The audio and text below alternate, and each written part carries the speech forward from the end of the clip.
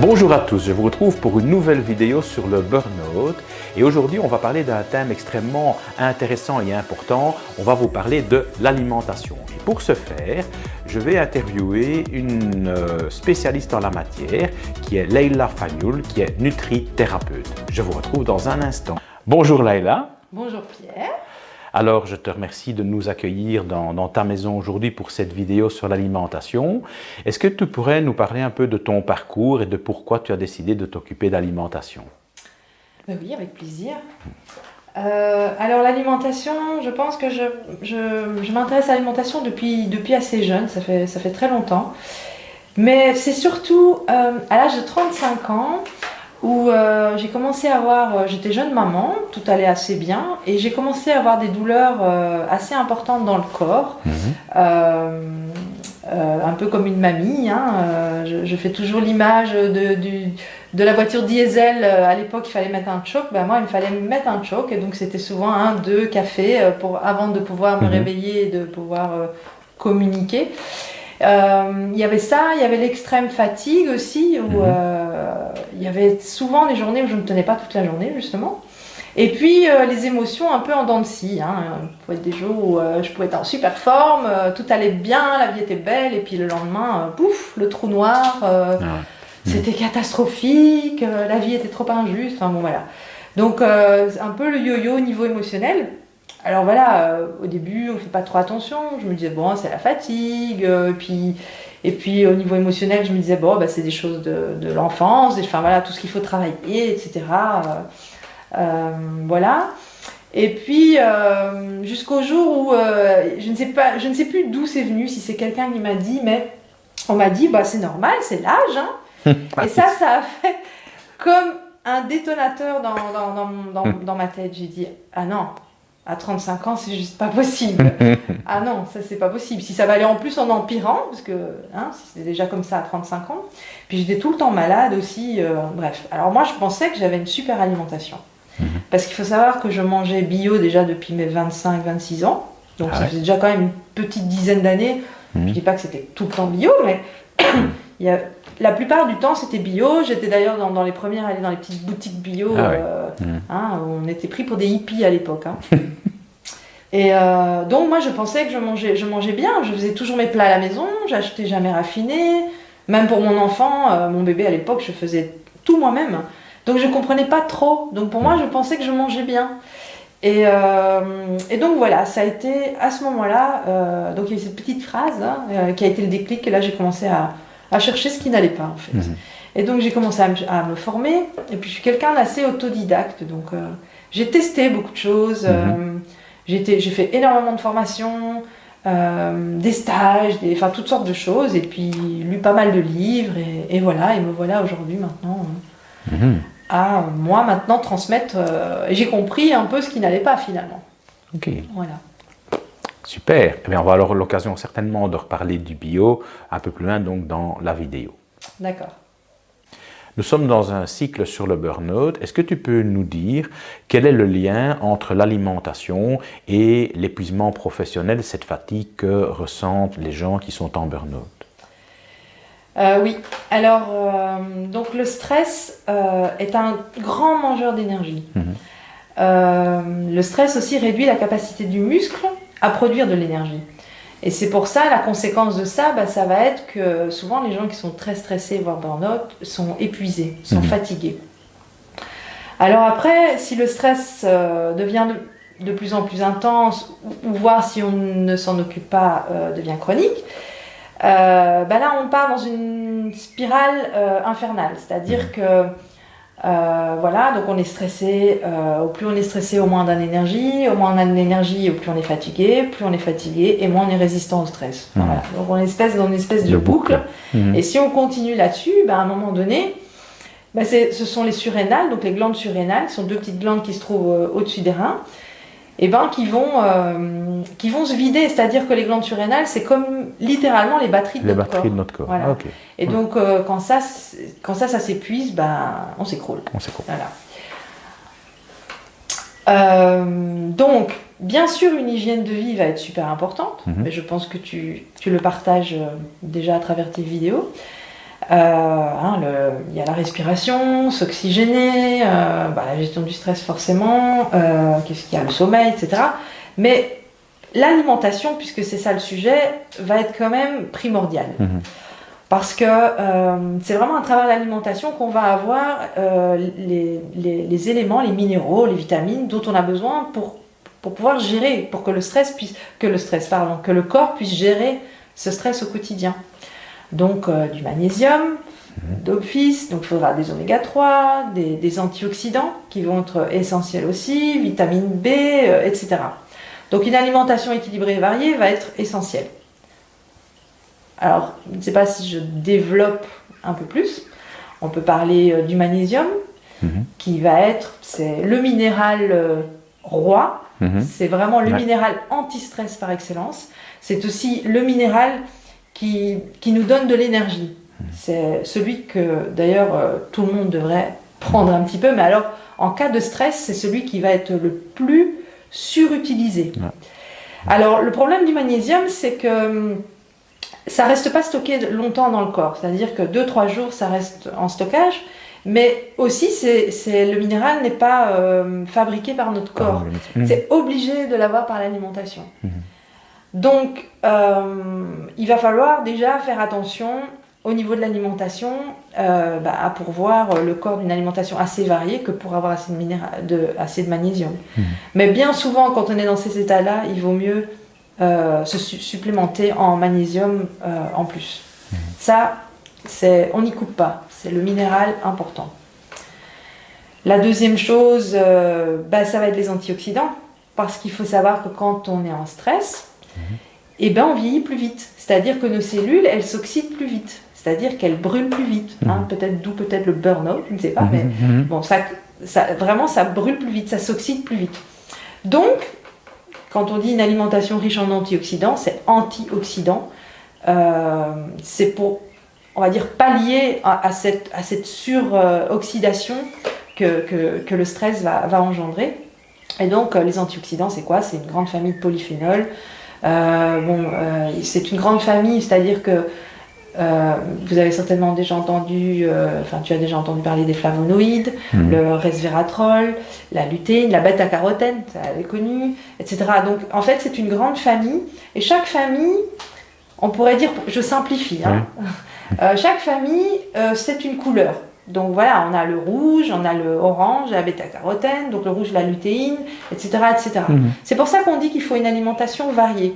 Et donc là, encore plus, quand on est en stress, c'est manger une variété de fruits, de bien variés quand c'est possible. Et les légumes, ça d'office. Il faut varier, il faut avoir un peu de tout et qu'on mange régulièrement. Donc les antioxydants vont être super importants, mais il y a aussi le thé vert, on en trouve dans le chocolat noir à partir de 75%. Ah, ça c'est bien le chocolat noir quand même. Oui, c'est bien, c'est sympa, c'est pas trop dur. Un verre de vin de temps en temps. Rouge. Rouge, oui.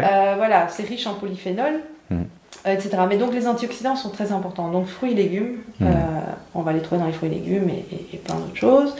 On va aussi veiller à avoir de la vitamine B. On va trouver aussi, parce qu'elle va être aussi très importante au niveau cellulaire. Quand on est en stress, c'est comme si on surutilisait nos fonctions, qu'on utilise tous les jours d'habitude, mais là voilà. Donc vitamine B, et alors vitamine C, qui est un grand protecteur de la cellule. Ça, vitamine C. Alors on en trouve aussi dans les fruits, les légumes, etc. Quoi d'autre? Vitamine C, les oméga 3 bien sûr. Alors les oméga 3, on les connaît, sont des acides gras essentiels, donc on appelle oméga 3. On en parle beaucoup maintenant, mais c'est un acide gras qui est assez fragile. Alors on le connaît très très bien pour la protection du système cardiovasculaire, mais il est aussi un anti-inflammatoire ultra puissant. Mais dans le cas du stress, ici il va être super intéressant au niveau de la gestion de l'humeur et des émotions. Ah oui. Donc l'oméga 3, voilà, il va apporter énormément de choses à côté, mais là ici il va être intéressant aussi au niveau de l'humeur. Voilà, après donc au niveau de l'alimentation, il va falloir veiller à certaines choses. voilà, en sachant que c'est essentiel pour la gestion du stress. Ok. Alors, les gens, ils se perdent un peu aujourd'hui quand tu vois tout ce qu'on bazarde à la télévision. D'ailleurs, il y a pas mal de gens qui ont intérêt à bazarder à la télévision. Donc, les gens, ils sont un peu perdus. Moi, je vois ça dans les séminaires que je donne sur la prévention du burn-out. Une fois qu'on ouvre la boîte de Pandore de l'alimentation, ça part dans tous les sens et les gens, ils s'y retrouvent vraiment pas. Si tu devais nous donner 3 grands axes qu'il te paraît intéressants, auxquels il faut vraiment faire attention par rapport à son alimentation, ce serait quoi? Ben moi, j'appellerais ça plutôt 3 grandes clés. C'est-à-dire que moi, c'est 3 grandes clés qui nous permettent, ici, dans le cadre de la gestion du stress, mais de la santé en général, c'est 1, manger un peu plus de cru pour avoir les enzymes. 2, faire attention à la cuisson. Et 3, ça c'est vraiment le minimum. Et 3, c'est faire attention à 2 grands poisons majeurs. De mon point de vue. C'est quoi les deux poisons majeurs que tu veux nous enlever? C'est fort, hein, mais c'est vraiment ça. Si on développe un peu, c'est vraiment ça. Alors c'est le lait, les produits laitiers, surtout le lait. Et alors le gluten, mais le gluten de blé surtout. D'accord. Voilà, ça c'est pour moi les 2 grands poisons qui, voilà, dans mon expérience, a été ce qui a fait tout de suite la différence dans les douleurs et dans la gestion des émotions dont je parlais tout à l'heure. D'accord. Eh bien, on va un peu développer ces thèmes dans la foulée de cette vidéo. Alors moi, j'ai découvert une alimentation que tu pratiques, qui est l'alimentation vivante. Je l'ai découvert suite à un petit problème de santé que j'ai rencontré et j'ai été orienté vers chez toi. C'est comme ça qu'on s'est rencontrés. Et quand tu m'as dit que d'abord, ça allait me mettre safe par rapport aux problèmes que j'avais eu, qu'en plus de ça, j'allais gagner plus que 30% d'énergie, j'ai quand même eu un peu du mal à te croire. Moi, ce qui m'a bien plu dans ta démarche, c'est que tu m'as dit, mais il ne faut pas tout changer maintenant, il faut y aller petit à petit. Bon, et c'est vrai qu'on s'est pris au jeu. Et la cerise sur le gâteau, c'est que en mangeant comme tu me l'as recommandé, j'ai quand même perdu 14 kilos. Voilà, ça fait 3 ans maintenant et j'en ai pas repris un. Donc c'est quand même, au-delà d'être en bonne santé, quand même un impact très intéressant. Et sans mentir, les 10 jours plus tard, je commençais à ressentir déjà cette différence d'énergie. Bon, est-ce que tu peux nous parler un peu de cette alimentation vivante et nous dire c'est quoi la différence par rapport à ce qu'on connaît traditionnellement en termes d'alimentation? Oui. Alors l'alimentation dite vivante, déjà dans le mot, c'est déjà dit, on va dire que c'est une alimentation qui est plus physiologique. C'est pas comme Koh-Lanta, alors on mange pas les trucs qui bougent, non, c'est pas ça. Parce que, non, c'est pas ça, la truc vivante. Ça pourrait. Ça pourrait. Hein. Je ne suis pas capable de manger des bazars qui bougent comme ça. Non, mais voilà, c'est une alimentation qui va être plus physiologique. Donc plus physiologique, ça veut dire une alimentation qui va être au plus simple et au plus près de ce que la nature, de ce qu'on trouve dans la nature. Donc, c'est une alimentation qui va être un peu plus riche en enzymes. Donc, qui dit enzymes, c'est un peu plus de cru. Donc, on va utiliser, donc il y aura plus de cru, on va manger beaucoup de fruits et de légumes. Il y aura des graines germées, des huiles de première pression à froid, donc qui sont des huiles crues. Voilà, on va dire en gros, l'alimentation vivante, c'est quelque chose qui est plus physiologique, plus proche de ce que la nature va nous amener. On met une graine, elle germe, il n'y a pas plus simple. On prend des carottes, on les râpe, il n'y a pas plus simple. Voilà, il n'y a pas de transformation. C'est ça la différence avec l'alimentation traditionnelle, qui est souvent une alimentation qui est beaucoup plus transformée. Donc, au niveau déjà des cuissons, qui sont archi cuit. C'est aussi l'alimentation transformée. On achète pas mal de choses qui sont déjà toutes faites. Ça va du bête biscuit au plat préparé qui a l'air très très sain comme ça. Mais quand on va regarder les étiquettes, on se rend compte que c'est ultra transformé. Et donc en fait, cette alimentation traditionnelle où on cuit beaucoup, où on mélange avec beaucoup de crème, beaucoup de gras, de mauvais gras, des gras qui se transforment, etc. C'est une alimentation qui va puiser notre énergie et qui va puiser notre vitalité.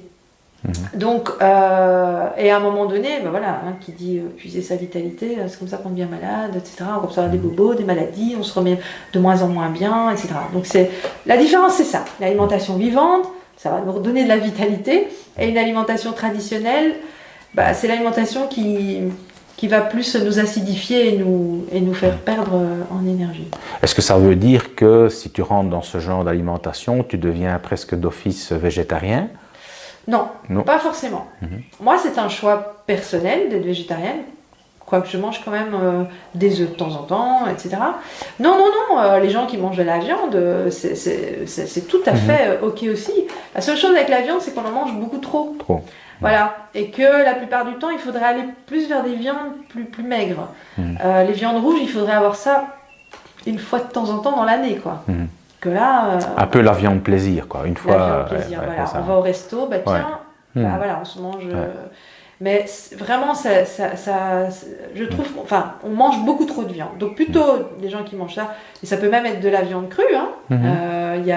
C'est un peu le régime, ce qu'on appelle le régime paléo, où c'est le docteur Seignalais d'ailleurs qui a fait beaucoup d'études là-dessus, qui a fait beaucoup de travail là-dessus.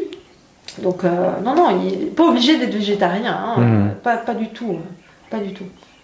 Ok, bien. Et tu nous parlais des cuissons aussi. Tu peux nous en dire un mot? Parce que bon, voilà, là, on va rentrer dans la belle saison maintenant. Ça va être la période des barbecues. Hein, oui, je sais déjà un petit peu ce que tu en penses. Dis-nous un peu ce que tu penses de ces modes de cuisson et vers quoi il faudrait aller idéalement. Ouais. Alors, par rapport à la cuisson, le problème, c'est pas la cuisson. Enfin, c'est pas la cuisson en elle-même, c'est la manière dont on cuit et la durée de cuisson. Il faut savoir, je ne vais pas rentrer dans les détails, mais il faut savoir que dès qu'on cuit, on transforme notre aliment au niveau moléculaire. C'est-à-dire que la carotte, quand elle n'est pas cuite, elle a une telle molécule. Dès qu'on va la cuire, eh ben, elle va changer, elle va se transformer. Parce que, voilà, avec la chauffe, ça bouge et ça donne un nouveau code. Il faut savoir que notre corps, normalement, il est fait physiologiquement pour digérer le code originel. D'accord ? Et donc, bon, mais cuire, c'est pas grave. Mais il faut juste se rappeler, il faut juste garder en tête, c'est qu'au plus on va cuire, et au plus il va y avoir ces échauffements au niveau moléculaire, et au plus il va y avoir transformation. Et donc, et au plus ça va être compliqué pour le corps. Bon, il y a ce côté-là, mais il y a aussi, quand on parle des barbecues, le fait qu'on va transformer des bonnes molécules en molécules de Maillard, dites de Maillard. C'est un petit, ça s'appelle comme ça. Les molécules dites de Maillard sont des molécules d'AGE qui sont pro-oxydantes. Et maintenant, les études montrent même que c'est cancérigène. Voilà. Donc, on va éviter ces cuissons qui sont ultra... En fait, c'est très simple. Il suffit le truc, c'est que dès que ça commence à rôtir ou à caraméliser, c'est déjà trop cuit. Il y a des molécules de Maillard. Et donc là, bah, oui, c'est bon, mais vous vieillissez 10 fois plus vite, si pas plus. Et puis alors, tous les risques de cancer qu'il y a autour.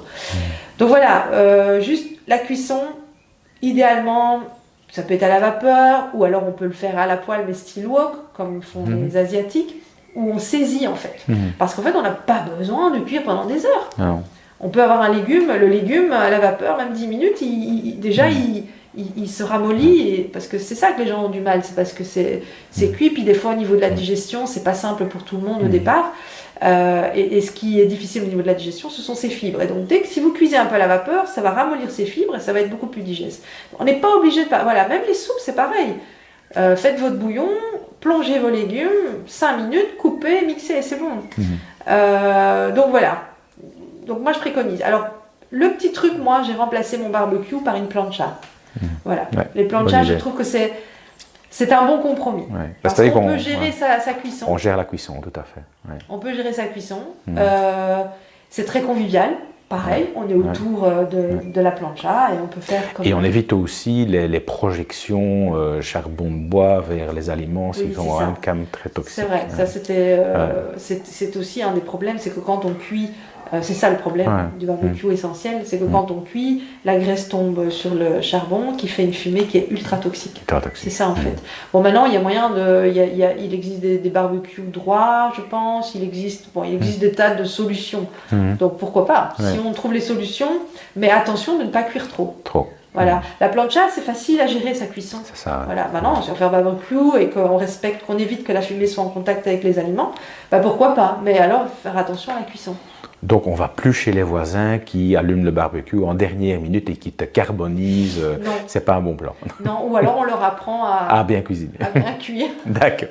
Tu nous as parlé de 2 poisons, en l'occurrence le lait et le gluten de blé. Est-ce que tu pourrais nous en parler un petit peu plus? Oui. Si on va commencer par le gluten. Le problème du gluten, c'est pas que le gluten en lui-même est mauvais. C'est surtout, de mon point de vue maintenant avec l'expérience, le gluten de blé qui est un problème.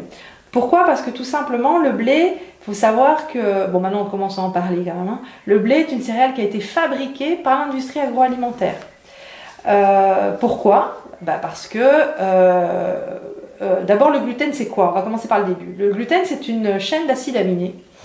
Moi j'aime bien comparer ça à un collier de perles. Je ne sais plus où j'avais vu ça et je trouve que c'est une image qui est assez claire. Donc un collier de perles, donc une chaîne d'acides aminés, on a un collier de perles avec donc plusieurs perles. Alors le gluten par exemple, si on prend l'épeautre qui est le blé, l'ancien blé, oui. hein, il contient 7 perles, donc 7 chaînes d'acides aminés. Alors ce que je pourrais aussi préciser, c'est que le système digestif, lui, son travail, c'est que il doit casser chaque chaînon entre chaque perle pour pouvoir être digéré, être assimilé au niveau de l'intestin. Voilà.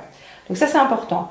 Alors, si donc on part de nos 7 perles de la farine d'épeautre, donc de l'épeautre, hein, qui est l'ancien blé, et qu'on prend les farines actuelles qu'on a fabriquées pour l'industrie agroalimentaire, on va partir dans des chaînes qui partent de 21 perles, et j'ai déjà lu qu'il y avait certains blés qui allaient jusqu'à 43 perles. Ouf. Donc il faut imaginer que le système, il doit casser chaque fois toutes ces chaînons pour être assimilés.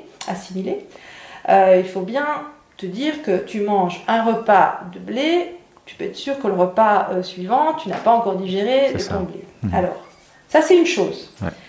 Donc la difficulté du système digestif de le digérer. L'autre chose, c'est que le gluten, dans le mot gluten d'ailleurs, on entend, hein, il y a le mot glu. C'est-à-dire que ça forme des cols au niveau de l'intestin. Alors pourquoi est-ce qu'on a enrichi, on a inventé ce blé? C'est que l'agroalimentaire avait besoin d'une farine, parce qu'il faut savoir que le gluten, vous voyez, hein, tout ce qui est un peu panifiable, pour que ce soit un peu bien élastique, bien souple. Avec l'épeautre, un pain d'épeautre ne va pas lever autant elle n'est pas aussi moelleux qu'un pain fait de blé. Et donc l'industrie agroalimentaire avait besoin de blé qui avait assez de gluten pour être assez souple, parce qu'il devait résister à ces grandes machines qui pétrissent, c'est gigantesque, hein, c'est pas nos petites machines de la cuisine. Donc voilà, et donc non seulement le système il a du mal à déjà le découper, mais en plus cette ce gluten va se retrouver au niveau de nos intestins, faire comme de la colle. D'ailleurs, je ne sais pas si tu te souviens, à l'époque de notre jeunesse, quand on tapissait les murs, on utilisait de la farine avec de l'eau, on faisait de la colle. Ah oui, voilà. tout à fait. Et bien il faut imaginer la colle, donc ce que ça fait au niveau de l'intestin. Alors le problème, pour faire court, c'est que cette colle, à fur et à mesure, va aller tapisser le système, donc l'intestin. Il faut savoir que c'est au niveau de l'intestin que les premiers échanges avec le sang se fait des nutriments. Il y a des espèces on appelle les pilosités, c'est comme des petits cils qui tapissent tout l'intestin. C'est par là qu'il y a les échanges. Mais si l'intestin vient et est complètement envahi de cette colle, à un moment donné, les échanges ne se font plus bien. Alors qu'est-ce qui se passe? Mauvaise assimilation, ce qui veut dire carence. Et puis à un moment donné, pour les gens qui sont vraiment sensibles, l'intestin devient poreux. Et là, c'est carrément des aliments qui passent dans le sang, et là, ça devient catastrophique, parce que là, c'est d'où l'explosion de toutes les maladies auto-immunes. Le système immunitaire, parce que l'immunité, ça passe en premier par l'intestin. Donc il y a ça. Et puis, ce qu'on peut dire d'autre aussi, c'est qu'au niveau du système nerveux maintenant, puisqu'on parle du burn-out, du stress, il peut y avoir un lien. C'est intéressant en tout cas de s'y intéresser. C'est que maintenant les études montrent qu'il y a un lien entre les dépressions, voire des dépressions très graves, et l'intolérance au gluten. Donc ça veut dire que même les gens, parce que bon, souvent les deux, oui, mais moi je ne suis pas intolérant au gluten, même les gens qui, quelque part, ne sont pas intolérants au gluten ont quand même intérêt à surveiller et à en limiter la consommation pour toutes les raisons que tu viens d'évoquer. Voilà. Alors maintenant, il y a quelque chose, c'est-à-dire qu'il y a la différence entre être intolérant et allergique. Ah oui. Et en fait, l'allergie, c'est un très faible pourcentage. Je ne sais plus si c'était 1% ou 3% de la population. Tu vois, c'est très très faible. C'est rare les gens qui sont très allergiques à ça. Ou alors il y a des gens qui ont les maladies du Crohn, etc., où ou cœliaques, enfin tout ça c'est coéliaque, tous ces gens-là ils doivent éviter le gluten. Mais donc souvent, la plupart des gens ils sont intolérants au gluten, mais c'est très silencieux en fait. Quand je parlais au début de mon histoire où je disais que le matin j'avais la tête embrouillée, que j'arrivais pas à démarrer, etc. Et ben moi quand j'ai arrêté le gluten, c'était une des premières choses qui m'a frappée, c'est que mon cerveau, mon esprit était plus clair. Ça et les émotions. Puisque j'ai parlé de mes émotions qui étaient en zigzag, ça aussi, voilà. De toute façon, maintenant, les études le prouvent. Hein. Et on dit de plus en plus que notre intestin, c'est notre deuxième cerveau, d'où l'intérêt de certainement s'en préoccuper de manière qualitative. Oui, exactement. Ok. Parle-nous un petit peu du lait, parce que ça, c'est aussi un très grand débat, surtout chez les buveurs de lait et les mangeurs de fromage. Ouais. Alors, le problème du lait, déjà, le lait de vache, pour déjà dire, c'est que c'est trop gras, très riche en phosphore. Il suffit de voir un veau et de nous voir nous à côté. Je veux dire, il faut savoir que pour faire un veau, quand on voit à l'allure où il se développe, il faut une quantité impressionnante d'hormones. Déjà, il y a ce problème-là. Ouais. Mais mis à part ce problème, le lait est reconnu, c'est très acidifiant. Alors on nous fait croire, par les jolies publicités, que le lait... Pourquoi est-ce qu'on nous fait boire du lait? Pour le calcium. C'est ça, la publicité, c'est ça qu'elle nous fait transmettre comme message. Mais le problème, c'est que ça fait l'effet inverse. Le lait est une solution acide. Ça veut dire que, quand il y a de l'acide, ça fait quoi l'acide? Ça brûle, ça crée de l'inflammation. Quand ça brûle, ça veut dire que ça brûle tous les minéraux qu'il y a dans le corps. Donc, quand il n'y a plus de minéraux dans le corps, qu'est-ce qu'il fait? Le métabolisme, le corps, il va puiser dans les os. Bon, je le schématise, mais en gros, c'est ça. Donc, quand on vient nous faire croire qu'on boit du lait, parce que c'est riche en calcium pour éviter l'ostéoporose, voilà, là je sais que je pars dans des débats assez... Oui, moi je me rappelle qu'à la petite école, quand j'étais tout petit, donc ça remonte à très très loin, j'ai encore fait partie de la brigade du lait. Donc ça, c'était une belle connerie parce qu'en fait, on se battait pour boire nos berlingots de lait parce qu'alors on devenait caporal-chef du lait, sergent du lait, et donc voilà, on ne pouvait pas louper un seul berlingot, sinon on n'avait pas notre petit carnet qui était rempli. Donc voilà comment on fait donc des bonnes machines à reflux comme on a aujourd'hui. Ouais. Ouais. Et franchement, pour ceux qui s'y intéressent, il y a des chouettes livres qui se font, ça vaut la peine d'aller voir l'histoire du lait. Tout à fait. Et comment on en est arrivé là. Et donc, c'est ça le problème, c'est que ça vient puiser dans nos minéraux à nous. Donc, le lait tel qu'il est nous déminéralise. Donc, il faut arrêter avec le lait. Le lait, on est aussi les seuls mammifères. Ça, c'est aussi le docteur Seignalet qui l'expliquait dans un très bon livre qu'il a écrit. On est les seuls mammifères sur Terre qui buvent du lait au-delà de la petite enfance. C'est un non-sens. Le lait, c'est fait pour la croissance. À un moment donné, le veau, quand il peut aller brouter, sa mère, elle le jette. Et tous les mammifères, c'est comme ça, à un moment donné. On est les seuls qui, au-delà de 3 ans, continuons. Normalement, le lait, c'est bon, la croissance, on dit qu'il faut du lait jusqu'à 3 ans à peu près. Voilà. Donc, déjà, ça. Alors, au niveau de tout ce qui est fromage, parce que ça, c'est... Et moi, j'étais une grande mangeuse de fromage, j'aime tellement ça. Eh bien, dans un premier temps, ce qu'on peut faire, c'est aller vers des animaux plus petits. Donc, le fromage sera moins gras, donc le chèvre, la brebis. Déjà, d'aller vers ça et d'en faire des aliments plaisir, de ne pas manger ça tous les jours. Parce que vraiment, c'est acidifiant. Il y avait l'autre problème aussi avec les produits laitiers. Il suffit de demander à toutes les personnes qui ont beaucoup d'arthrose ou d'arthrite, ou même d'autres maladies, mais rien que les gens qui ont des douleurs à un certain âge, il suffit de leur demander, tiens, t'as bu du lait quand tu étais dans l'enfance, etc. À tous les coups, à chaque fois, ce sont des grands buveurs de lait, ou des grands mangeurs de fromage. Donc voilà, gardons ça comme un aliment plaisir, favorisons des laits plutôt crus, bio, parce que dans les fromages au lait cru, on va avoir tous ces bons probiotiques pour les intestins. Et voilà, et allons vers des aliments plus petits, et gardons ça comme des aliments plaisir. Super. Voilà, alors ce que je peux peut-être aussi juste rajouter, puisqu'on parle du lait pour le calcium, parce que là, j'entends la question, c'est oui, mais alors, où est-ce qu'on trouve le calcium? Eh bien, le calcium, on le trouve dans une alimentation variée. Par exemple, toute la famille des crucifères, c'est la famille des choux, brocolis. bourrés de calcium. Ce sont ceux qui sont le brocoli est très riche en calcium. Les amandes, les noisettes, manger des oléagineux un petit peu chaque jour. Dans le soja, enfin voilà, dans une alimentation équilibrée, on a tout ce qu'il nous faut. Pas besoin de boire du lait. Ok, super. Alors pour les personnes qui regardent cette vidéo et qui sont soit dans une phase d'épuisement professionnel ou qui auraient envie en tout cas de se protéger par rapport à ça, qu'est-ce que tu conseillerais aux gens de mettre en place des petits conseils pratiques pour commencer à modifier progressivement leur alimentation? Alors si on reste purement sur l'alimentation, déjà je leur dirais ne vous en faites pas une montagne, on y va doucement pas à pas, il n'y a pas besoin de tout révolutionner. Les choses très simples, rajouter des fruits frais, bien mûrs, là on est dans, ben voilà, essayer de varier, ça c'est déjà une chose, ça peut être ou le matin. Idéalement, moi je trouve que le matin démarrer avec des fruits, c'est l'idéal, surtout quand on est épuisé, parce que les fruits c'est riche en vitamines, c'est riche en nutriments, et les fruits plus que le reste en alimentation va vraiment recharger les surrénales, les batteries. Voilà.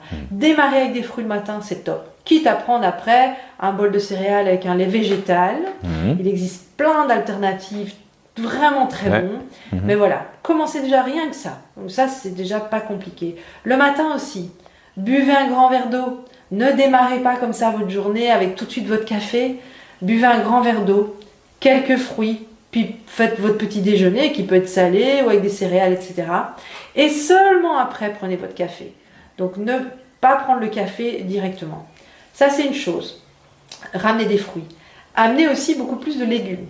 Par exemple, quand on mange le soir, eh ben, augmentez votre portion de légumes, diminuez votre portion de céréales et surtout diminuez votre portion de viande. On en mange beaucoup trop. Faites un jour par semaine, 2 jours par semaine. Alors pour commencer, si c'est trop difficile, 1 jour sur 2. Amenez du poisson et puis des jours off où il n'y a pas besoin, on n'a pas besoin de complémenter. D'accord ? En tout cas, plus de légumes. Donc ne changez pas trop de choses, mais plus de légumes, un peu moins de viande, et d'amener plus de poissons par exemple. Donc ça peut être ça. Alors, si vous voulez trouver de l'énergie, je leur conseillerais de amener du cru. Donc un peu de cru. Alors déjà les fruits du matin, c'est déjà cru. Faites des bonnes salades. Je pense que maintenant on trouve assez d'alternatives, que ce soit au boulot ou dans les petites sandwicheries. Il y a des salades partout maintenant. Donc, ou même dans les messes de certaines sociétés, je le sais, on trouve vraiment des choses intéressantes. Donc faites des salades, où ça peut être un mélange de crudités, des salades, voilà. Déjà, ça, amener des crudités le midi. Ça veut dire que modifier progressivement son alimentation, ça commence déjà quand on va au magasin. Exactement, déjà de trier. Mais là, oui, bien sûr, c'est déjà de trier. Mais si on veut faire quelque chose de simple, c'est déjà sans trop révolutionner. Voilà, au magasin, achetez plus de fruits. Achetez des légumes de toutes les couleurs. Moi, c'est toujours le truc que je donne à mes patients, c'est que je leur dis, ne réfléchis pas. Achète toutes les couleurs et puis tu feras de menus avec ce que tu achètes, pas faire le contraire. Donc, tu regardes ce qu'il y a. En général, c'est saison. On essaye des fruits, des légumes de saison. On prend ce qu'il y a en veillant, je veux dire une aubergine, des courgettes, des poivrons, enfin voilà, on est vite dans toutes les couleurs. D'accord ? Toutes les couleurs, donc on fait déjà attention bien sûr au moment des courses. Donc moi je dirais amener du cru, parce que le cru, c'est les enzymes c'est la vie, c'est ce qui va venir donner de l'énergie. Et donc il y a ça, boire assez d'eau, ça c'est aussi important. Boire moins de café. Il faut savoir que le café, c'est un peu comme le coup de fouet qu'on donne au cheval pour qu'il galope. Au niveau des surrénales, ça fait cet effet-là. Donc c'est pas bon. Essayons de diminuer le café. Si vous prenez du café, voilà, un café un peu après le petit-déj, dans la matinée par exemple. Mangez quelques noix.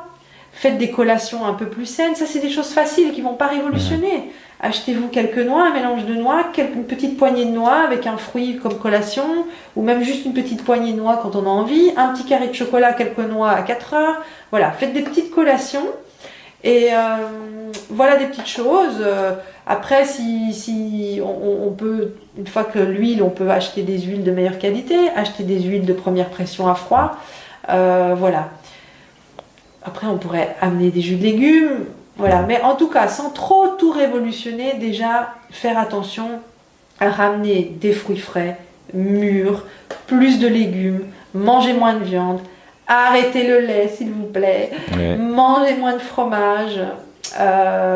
Et déjà là, donc déplacez votre café, buvez de l'eau au réveil et déjà là vous allez déjà sentir un petit quelque chose. Voilà.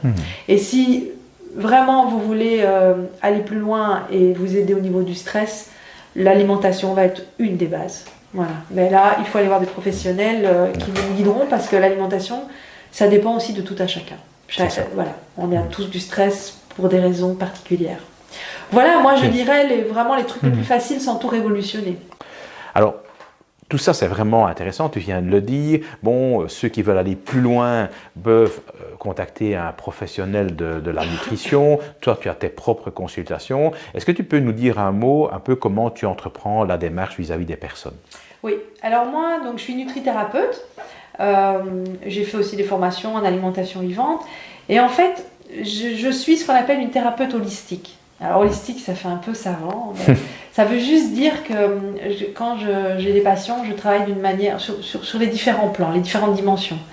Je vais prendre la personne dans sa globalité. C'est-à-dire que, ok, on va travailler l'alimentation, mais des fois ça ne suffit pas. On va regarder l'émotionnel, au niveau psychique, etc. Donc voilà, donc je suis nutrithérapeute, plutôt tournée vers l'alimentation vivante, même végétarienne, parce qu'il y en a beaucoup qui sont perdus.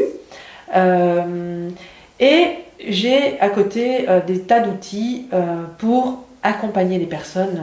Voilà, parce qu'en fait, moi, j'accompagne les personnes, essentiellement les femmes, mais j'accompagne toute personne qui justement vivent du stress, de la fatigue chronique, des transitions dans leur vie, etc. Enfin, voilà. C'est assez complet. Ok. Et si les gens ils veulent te trouver, comment ils font?